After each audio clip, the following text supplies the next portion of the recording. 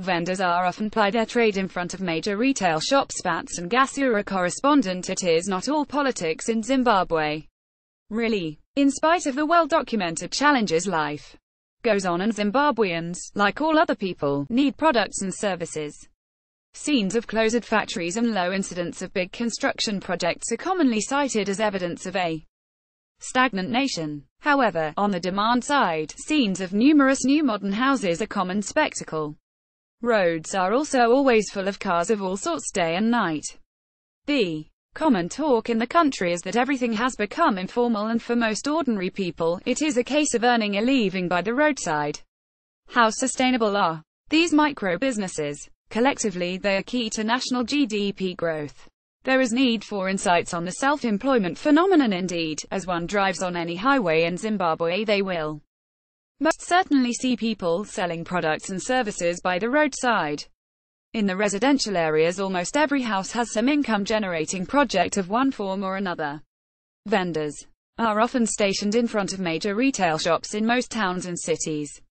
They claim brisk business, and some of their products even have cheaper prices than in most retail shops. The value proposition seems to be convenience and flexibility more than anything else.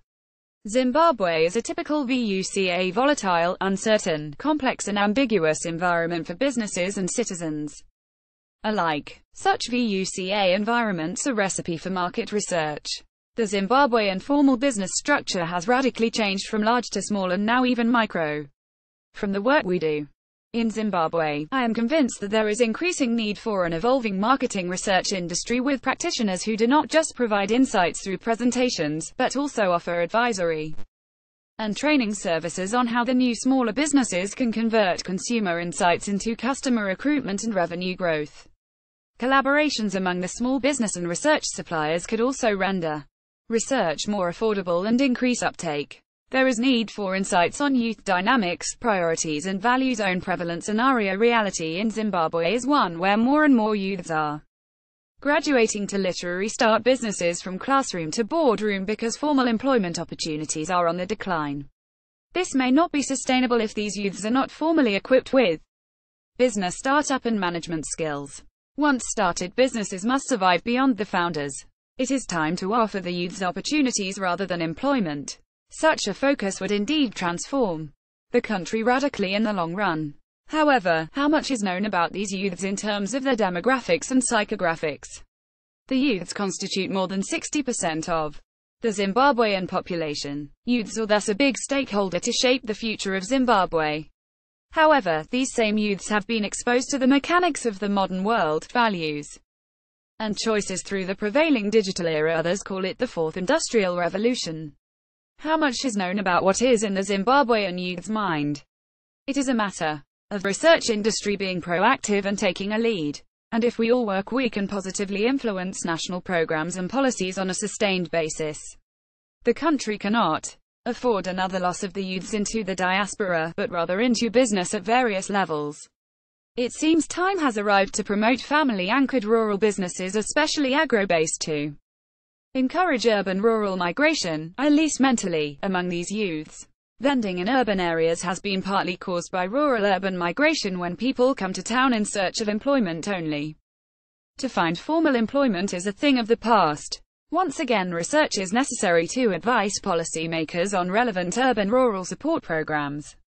There is need for insights on surviving big businesses in Zimbabwe on the supply, especially big business side. Although there is evidence everywhere of struggling businesses, there are few, especially in ICT, retail, beverages, media and financial services, that seem to be making significant progress. Success secrets of these businesses need to be known formally. With the business environment drifting towards the informal sector, there is need for market research to be commissioned by these big businesses to get the following strategic information. Point 1. Target market size. 2. Target market structure. Competition. 3. Target market dynamics. Trends. 4. Consumer segmentation and profiling. Since the main attractions for the informal sector players is convenience and flexibility, it appears the most important regular research that big businesses need to invest in is customer experience monitoring. SEM. As service delivery seems below historical levels, Customer experience ratings should ideally be discussed together with financials and other business performance measures during board or senior management meetings. The research industry may also be blamed for not proactively creating sufficient awareness for this missing links. People called customers, patients, consumers, clients, shoppers, voters, passengers, etc. continue going back where they get pleasant experiences. Happiness. In spite of the citizens being generally regarded as warm and friendly, good customer experience does not seem common in Zimbabwe. I think that part of the crucial role marketing research must play is to push customer feedback measures ratings into the boardrooms. Boards seem overly obsessed with financial measures only. Future boards must be customer-centric first and foremost. Finances come from people. Patson Gasura is a business consultant. He can be contacted on email protected.